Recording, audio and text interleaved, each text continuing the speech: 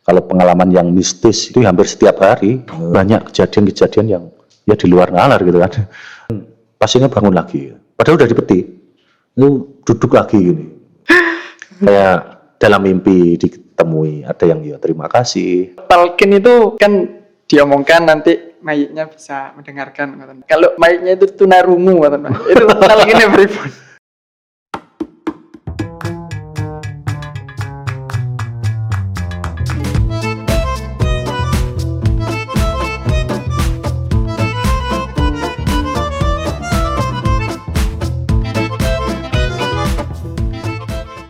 Assalamualaikum warahmatullahi wabarakatuh. Kembali lagi di Gaspot Gasek Podcast. Podcastnya santri Gasek tentunya ya. Jadi sekarang kita bersama Ustadz Zen selaku narasumber kita kali ini yang akan kita kulik ilmu-ilmunya ya. Perlu diketahui mungkin Ustadz Zen ini tim pemulasaraan di Rumah Sakit Islam Unisma gitu Pak. Di Rumah Sakit Islam Unisma. Jadi beliau ini yang melakukan pemulasaraan terhadap jenazah-jenazah yang ada di rumah sakit tersebut. Nah, mungkin pertama dulu kok sakit Pak atas tim pemulasaraan di RSI Unisma gitu. Wah, jadi awal mulanya memang saya disuruh tepatnya gitu. Saya disuruh oleh almarhum almarhumlah Yai Murtado. Pada saat itu memang di RSI Unisma Malang sedang membutuhkan tenaga untuk yang berkaitan dengan agama. Ya, jadi di rumah sakit kami itu ada istilahnya bimbingan kerohanian, baik untuk pasien, keluarga pasien, maupun untuk seluruh karyawan. Nah, gitu. Nah, salah satu memang tugas kami itu ada memberi pencerahan ya perihal ibadah khususnya. Jadi menurut saya bisa jadi santri-santri kami gitu ya yang ada di rumah sakit itu, perawat, dokter, anak-anak magang itu sama pengetahuan fikihnya dengan sampean mungkin. Karena menurut saya bukan memang benar. Jadi kami itu ada istilahnya mandatory training sekitar perihal fikih. Jadi fikih pasien, bagaimana cara berwudu, kalau dia bisa bertayamum, bagaimana cara sholat, dan lain sebagainya. Nah, setelah itu termasuk tugas kami, karena disuruh Yai Murtado, salah satunya adalah untuk pemulasaraan jenazah. Baik itu pasien reguler, non-COVID, istilahnya sekarang reguler dan COVID, istilahnya sekarang. Jadi pasien COVID dan non-COVID, reguler dan COVID. Berbeda itu Pak berarti? Berbeda. Jadi itu berbeda. Mulai dari situ memang ini sudah berapa tahun? Alhamdulillah baru 6 tahun. Sekitar 6 tahun kami di situ. Ya sudah tidak terhitung lagi berapa jumlah jenazah yang sudah kami mandikan. Kenapa pemulasaraan? Gitu? Pemulasaraan itu sebenarnya bahasa apa? Bahasa dari Bandung. Bukan kok di Pulau Soro itu bukan gitu. Bukan itu pemulasaraan itu bahasa apa? Bandung itu bahasa apa? Sunda. Bahasa Sunda kalau nggak salah. Pemulasaraan itu perawatan istilahnya. Jadi kalau ada istilahnya pemulasaraan itu perawatan jenazah. Bukan di Pulau Soro. Bukan dipersulit banget. Iya. Mayat dipersulit. Dulu ketika saya di dinas kesehatan juga gitu sama Mudin, Pak kok jenenge Pulau Sorong ini sih Pak gitu kan. Loh, ini bukan bahasa Jawa saya bilangnya itu. Jadi dalam pengertiannya adalah perawatan jenazah gitu kan. Itu saja. Jadi udah baru 6 tahun. Baru 6 tahun alhamdulillah. Dan itu jenis jenazah yang di pulasaran itu benten-benten Pak kondisinya. Setiap jenazah kondisinya mesti berbeda. Tapi kalau dari pasien kami sendiri, pasien rumah sakit sendiri, itu kan ada SOP-nya. SOP-nya setiap jenazah minimal 2 jam setelah kematian. Jadi terus kemudian kita mandikan. Jadi menunggu dulu 2 jam, kemudian baru kita mandikan. Gitu. Apa ada alasan medis nopo nggak? Ya, tentu ada alasan medis. Salah satunya adalah untuk yaitu cek nih bener-bener mati tenan apa ora wong iki. Oh, oke. Karena itu juga untuk pelaporan juga, untuk proses pelaporan, untuk administrasi dan lain sebagainya kan harus clear dulu kan memang dari awal. Nah, kalau sudah clear kan enak gitu kan. Semua lega gitu kan. Nah, jadi dari awal cek lega baru kemudian kita rawat jenazahnya. Terus dimandikan bangun. Iya. Lah itu kan mulai 6 tahun itu kan pun lami Pak nggih. Apa ada pengalaman yang mungkin tidak dirasakan orang lain? Ya banyak. Tentunya banyak. Itu pengalaman tentunya jauh banyak sekali. Kalau pengalaman yang mistis itu hampir setiap hari. Karena nuwun sewu. Akhir-akhir ini naudzubillah min dzalik, mudah-mudahan tidak terulang lagi gitu kan. Seperti hanya bulan Juli kemarin kan luar biasa. Jadi COVID-19 ini kan luar biasa gitu kan.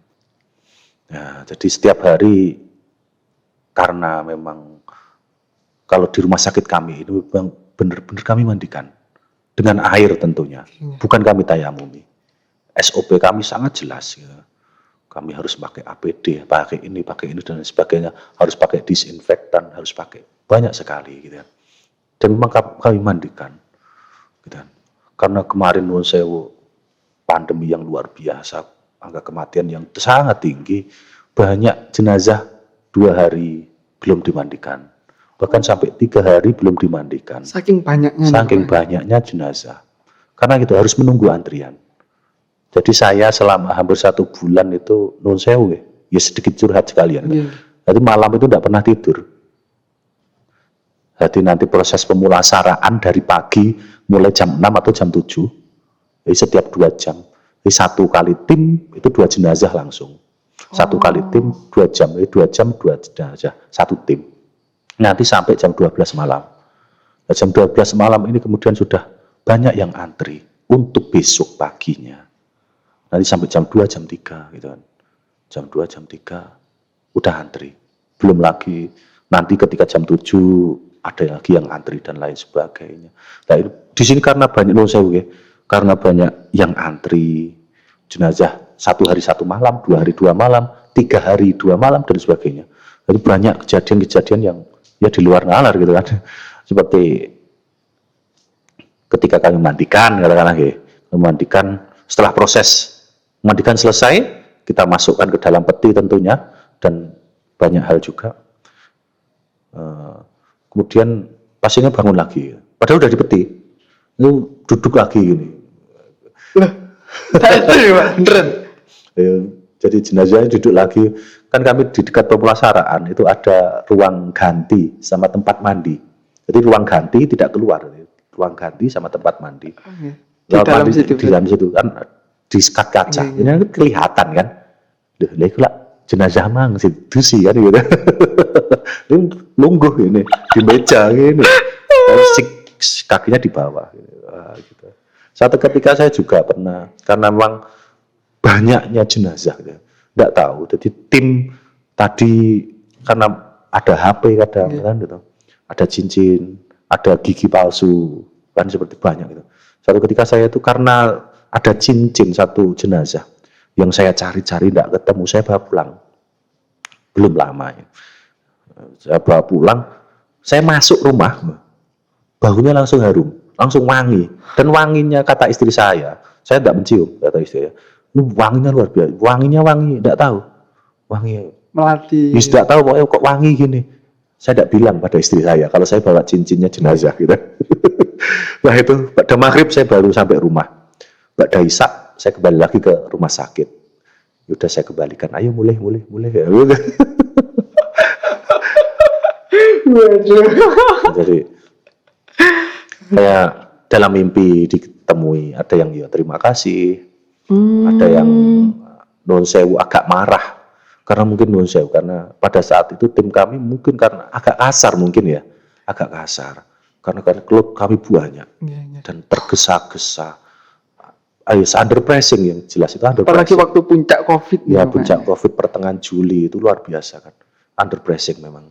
Jadi pokok dan kita segera pemulasaraan mungkin naruhnya ke Banten kan, Iya. naruhnya ke Banten atau pas ngosoi ke Banten gitu kan, nu sewu kan menambah rasa sakit si jenazah tentunya. Iya. Nah, mungkin agak marah gitu. Jadi istilah protes ketika di mimpi itu kayak protes gitu. Isarohnya kepada saya itu protes. Udah ya, yes, kita kirimi Fatihah, ya pun sudah, gitu kan. Sering sekali.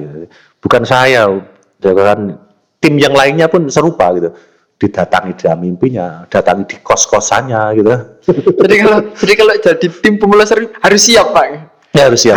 Harus siap. Belum lagi nuwun sewu jenazah yang kan karena sudah 3 hari kan baunya kan beda kan akhirnya. Walaupun kita pakai masker N95, ada masker medis lagi, dan kita tidak punya celah, itu tetap bau gitu ada. Gitu. Dan memandikan pasien COVID ini emang benar-benar sesuai syariat Islam. Nah, yeah. Jadi kami punya SOP, ya, SOP yang jelas. Memang dari awal, ya, kami komitmen, rumah sakit kami komitmen untuk memandikan secara syar'i. Memang kami akui ketika awal-awal pandemi 2020 itu karena kami belum punya SOP yang jelas, edaran dari MUI juga membolehkan untuk ditayamumi. Fasilitas kami belum lengkap, gitu kan. Kemudian karena banyak pertimbangan, kemudian kami tayamumkan saja. Tapi itu pun boleh Pak, gitu, secara syariat. Boleh, secara syariat boleh. Kemudian alhamdulillah itu hanya sementara, beberapa bulan toh. Kemudian alhamdulillah perlengkapan kami dipenuhi rumah sakit dan lain sebagainya. Alur masuknya jenazah, keluarnya jenazah diperbaiki. Kalau berbicara COVID itu kan tidak hanya kalau pemulasaran ya, tidak hanya di area pemulasaran saja. Alur keluar jenazah bagaimana, alur masuk jenazah bagaimana.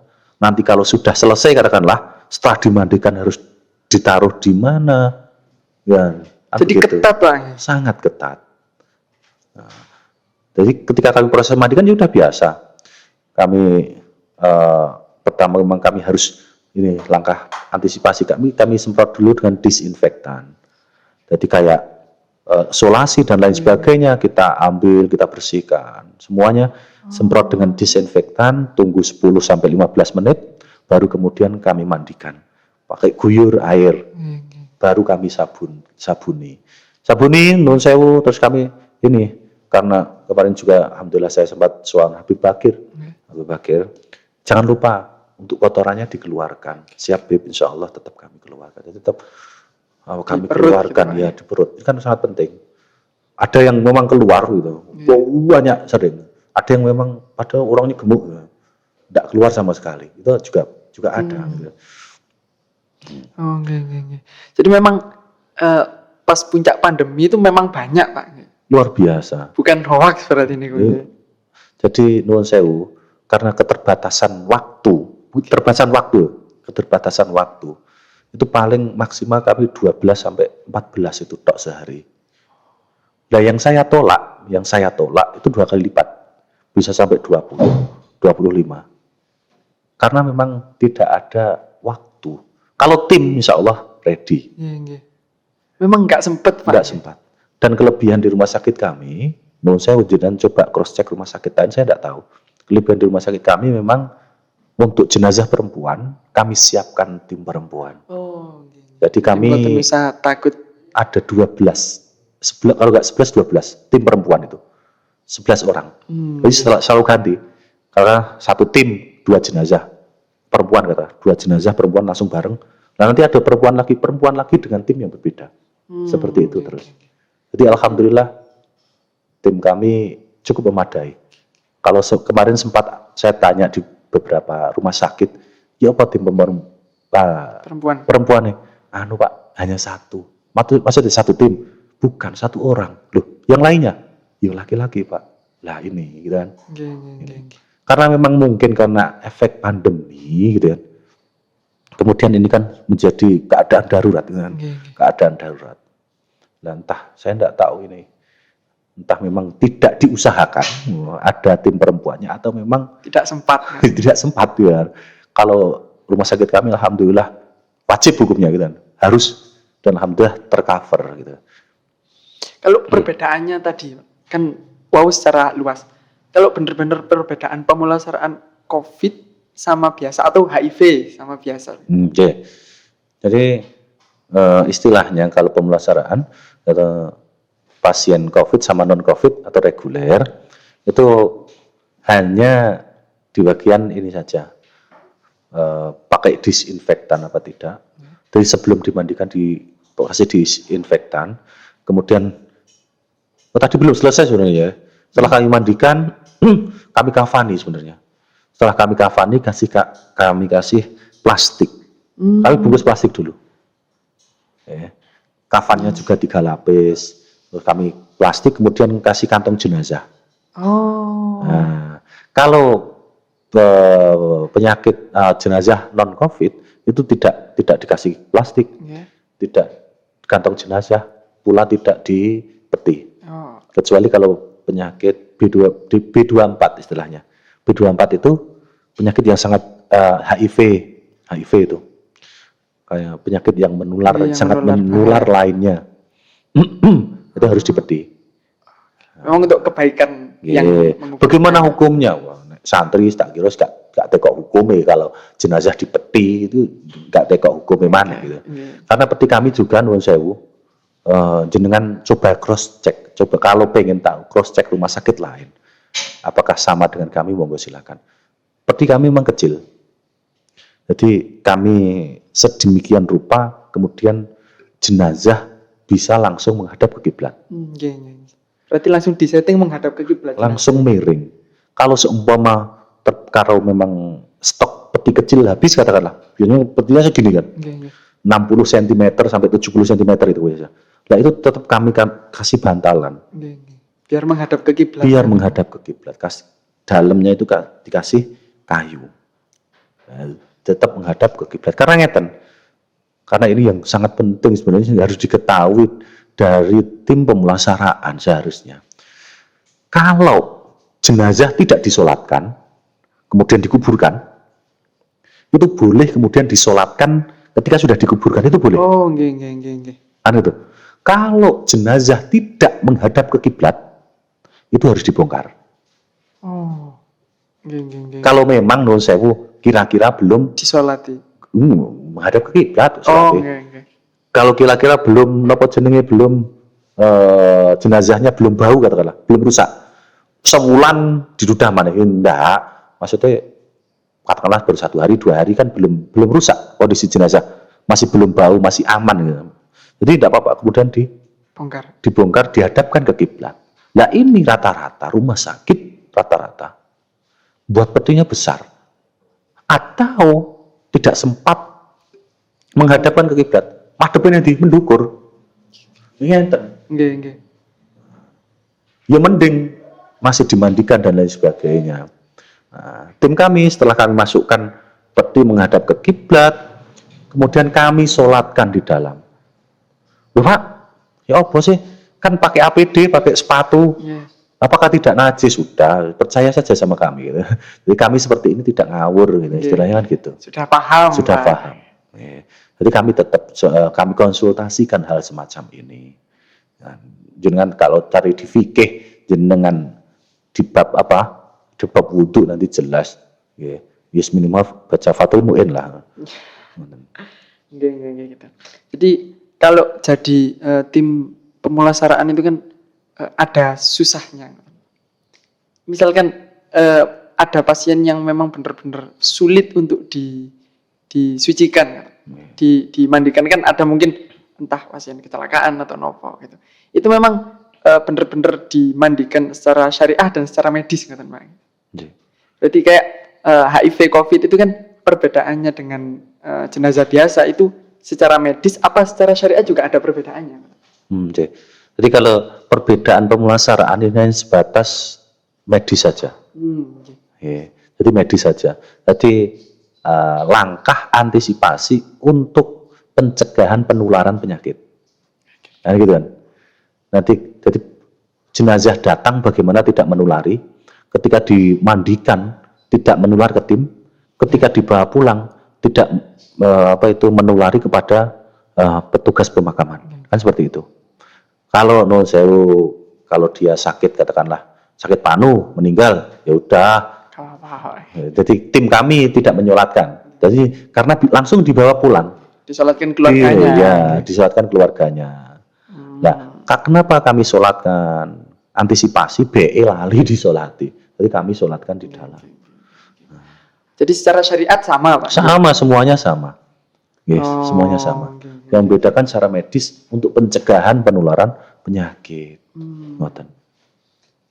Jadi memang benar-benar bisa menularkan, Pak. Kan ada yang kasus-kasus yang COVID itu harus mulai gitu. Lu pripun, Pak, gitu. Oke. Kita tidak tahu. Kita tidak tahu siapa yang berani menjamin. Saya dulu awal-awal pandemi, saya sempat ya setengah komplain gitu sama tim kami. Apa itu? Satgas COVID yang ada di rumah sakit kami. Kenapa kok seperti ini gitu? Kenapa tidak boleh dimandikan? Kenapa tidak ini? Oh, ternyata alasan pertama, siapa yang mau menjamin bahwa jenazah ini tidak menularkan? Kalau katakanlah ketika jenazah, kalau orang meninggal, kemudian virusnya juga meninggal, siapa yang berani memastikan? Karena banyak kasus ketika meninggal dipemulasarkan di rumah atau katakanlah dicium, menular kepada orang yang menciumnya. Kan seperti itu. Mengantisipasi, Pak. Rumah fasid, Pak. Sebenarnya sampean afam insyaallah. Berarti lebih baik mencegah. Lebih baik mencegah daripada mengobati. Daripada ketahuan ngaran, Itu untuk pemirsa di rumah lebih baik mencegah. Dari tim kami nuwun sewu karena sebagai rumah sakit rujukan utama COVID, rumah sakit kami itu rujukan utama COVID-19. Otomatis kami juga ada proses pemulasaraan itu. Karena banyak rumah sakit yang menjadi rujukan tapi tidak melayani proses pemulasaraan tadi. Jadi kami bukan hanya jenazah muslim saja, tidak. Berarti ada, Pak, yang Nasrani, ada. Protestan, Katolik, Hindu, Buddha, sering sekali. Jadi ketika keluarga non sewu yang non muslim tadi, katakanlah dari Hindu tahu, oh ternyata dimandikan, oh ternyata dipakaikan. Jadi kalau non sewu, kalau yang itu kan ada pakaiannya, ada baju, ada, tetap kami pakaikan. Jadi kafannya kami ganti dengan itu.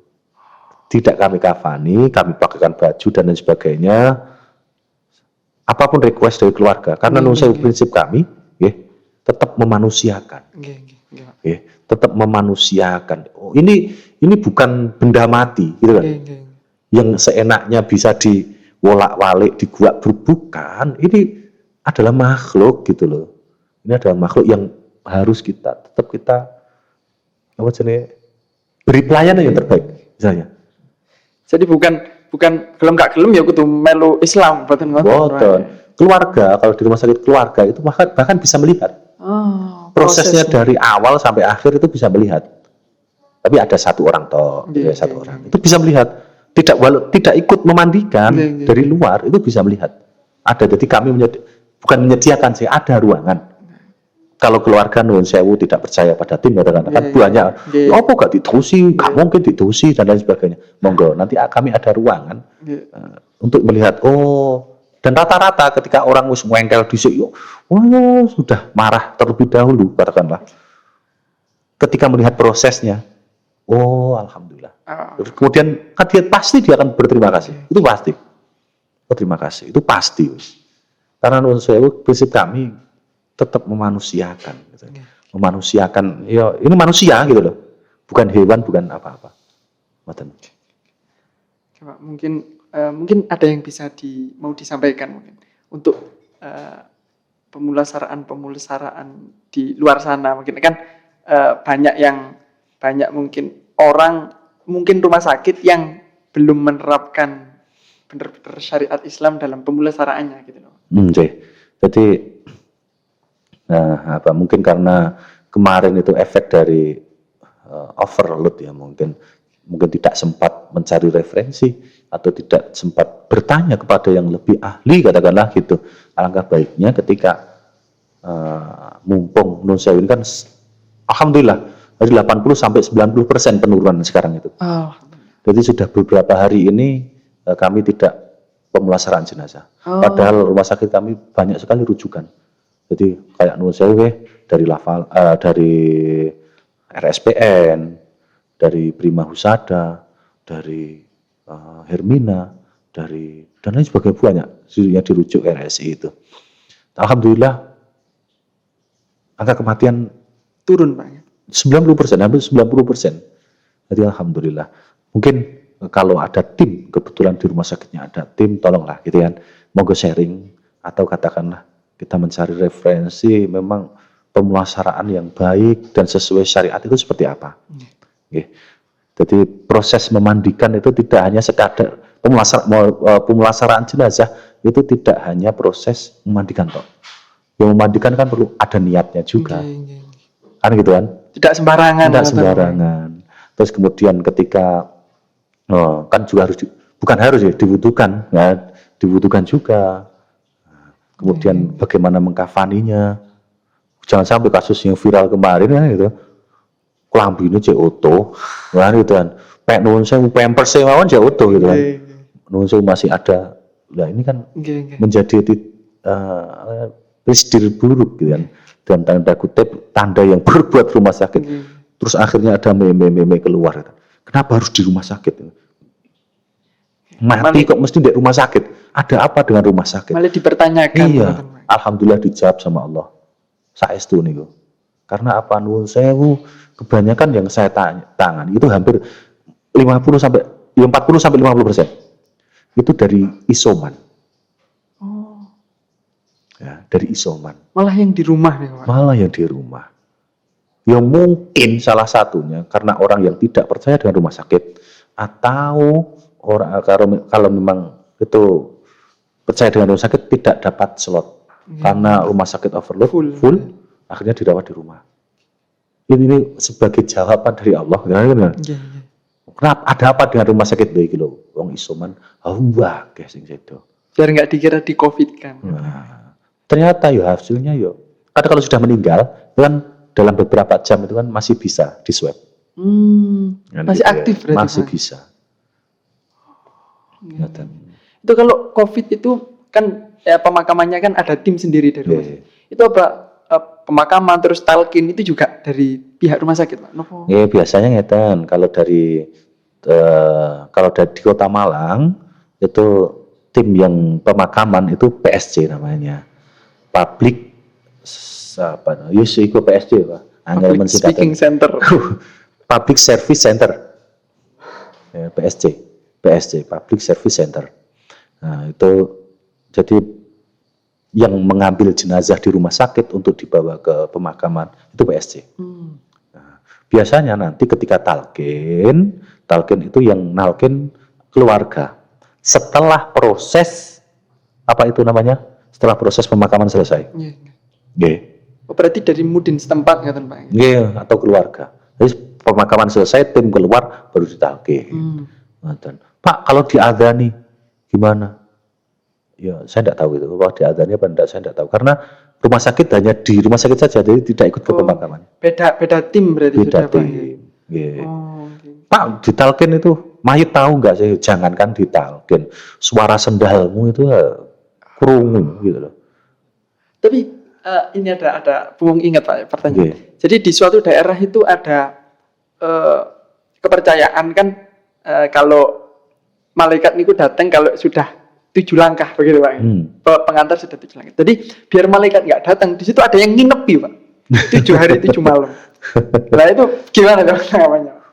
Sampai pengen biar malaikat nggak datang, biasanya mungkin bayangannya begitu. Sampai pengen iya, sampai budal di sini. Mau teko apa ora? Sampai wasiati kepada keluarga Pak Tunggono pitung dino. Gue coba, gue sampai ngomongi aku. Saya tidak tahu itu, karena memang itu Oh. Memang ada langkah-langkah antisipasi kan seperti itu. Dibacakan apa. Jadi konsep tolabul ilmi gitu. Kenapa minal mahdi lalahdi. Itu wong NU sangat NU banget gitu. Jadi saya mulai dari proses kelahiran sudah diberi ilmu apa? Diadani. Ini kan proses tarbiyah. Ini proses tarbiyah loh, bukan pendidikan, bukan taklim, tarbiyah. Karena taklim beda dengan tarbiyah. Tarbiyah, ruhnya yang diberi tarbiyah kan ruhnya. Adzan, komat, ke kuping, kiwa. Sampai mati dia tetap mencari ilmu kan betul. Apa? Ditalkin. Nah ini itu. Sira aja wedi aja gumeter yen ana malaikat loro. Ngono iku makhluk iku Gusti Allah. Diulangi kan berarti ya. Diberi pelajaran. Itu NU banget kan berarti ya. Jadi minal mahdi lalahdi. Wonten pertanyaan Pak. Nggih, monggo. Agak nyeleneh mungkin Pak. Nggih. Itu kalau talqin itu kan diomongkan nanti mayitnya bisa mendengarkan ngoten Pak. Lah kalau mayitnya itu tunarungu ngoten Pak. Itu talqinnya pripun? Jadi ngeten. Alam itu kan banyak. Ada alam ruh. Kemudian alam kandungan, ya. Kemudian alam dunia ini, alam barzakh, kemudian nanti alam mahsyar, sudah masuk alam akhirat. Nah, akhirat nanti kemudian ada dan tahapan-tahapan itu sampai neraka dan surga kan seperti itu. Nah, setiap alam ini punya karakteristik yang berbeda. Ngoten lho nggih. Beda antara alam ruh dan alam napa jenenge kandungan ini beda karakternya. Kalau alam ruh kita tidak tahu di mana. Alam kandungan tahu di sini. Karakteristiknya sudah berbeda. Dan kondisi ya, baik jasad maupun ruhnya pun akan berbeda. Kalau di alam barzakh pun berbeda. Nun sewu, ketika orang mendapatkan nikmat di alam kubur, gitu kan? Itu alam kuburannya akan dijembarne apa? Diluaskan sampai sejauh mata memandang. Secara akal masuk enggak? Enggak masuk. Karena apa? Ini sudah beda alam. Kondisinya juga berbeda. Iya. Kalau dia mendapatkan siksa kubur, dia dihimpit nun sewu sampai utoke moncrot katakan. Secara akal masuk enggak? Enggak masuk. Dia sudah jelas itu. Kalau semua diuruki ditimbun dengan tanahnya gembur. Ora dibleki nggih bego kan seperti itu. Diimpit blek. Nah. Karena apa? Sudah beda alam, sudah beda karakter. Yang mungkin ya tidak terikat dengan waktu, zaman dan makan itu tadi mungkin gitu. Tidak bisa disamakan. Tidak bisa disamakan. Jadi saya sangat mungkin jangankan wong talqin ini tuh sendal sampai melaku krungu kok gitu. Itu tidak bisa disamakan dengan akal pikiran sekarang. Tidak bisa. Walaupun ketika orang meninggal gitu, ruhnya dicabut dari jasadnya. Nah, ketika sudah di dalam kubur kan ruhnya dikembalikan ke jasadnya tadi. Cek ning rasane.